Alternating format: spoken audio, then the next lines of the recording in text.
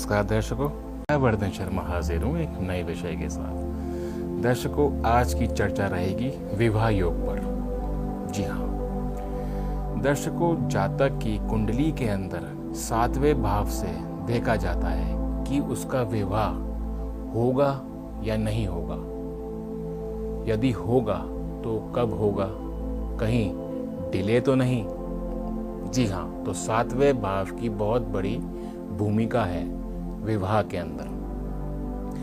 दर्शकों, जिस भी जातक की कुंडली में 7वां भाव मजबूत होता है, या यूं कहिए कि उसके ऊपर शुभ ग्रहों की दृष्टि हो या वहां पर शुभ ग्रह विराजमान हो, तब ऐसा कहा जाता है कि शादी होने में कोई समस्या नहीं आएगी।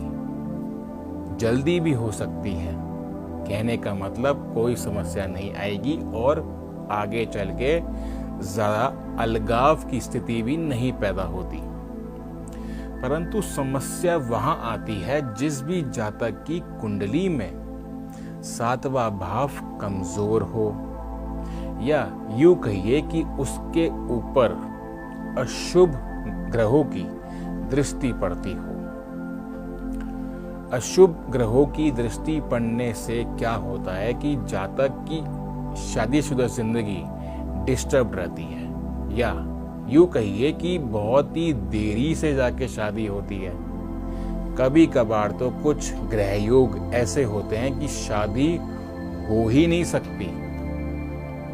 ग्रहों की माया है, तो ग्रहों के योग को समझना चाहिए एवं अपने 7वें घर को मजबूत करना चाहिए, जिससे विवाह में कोई विलंब ना हो, कोई भी समस्या ना हो। क्या करना चाहिए?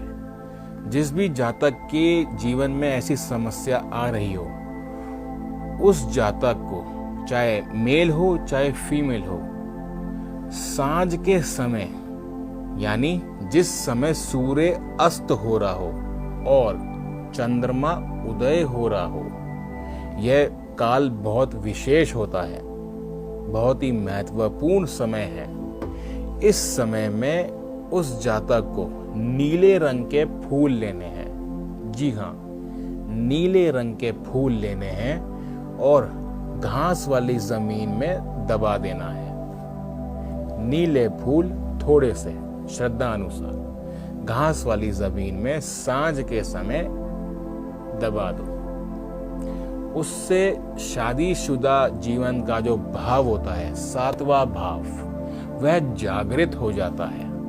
इसके साथ साथ अपने शुक्र को मजबूत कीजिए।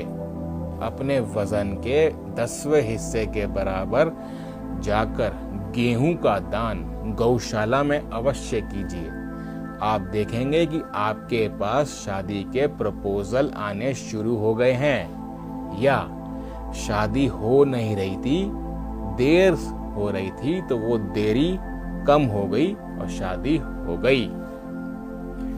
उम्मीद करता हूं कि आपको शादी के योग एवं शादी में आने वाली समस्या का उपाय समझ में आ गया होगा।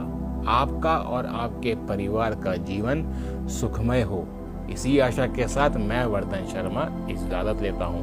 नमस्कार।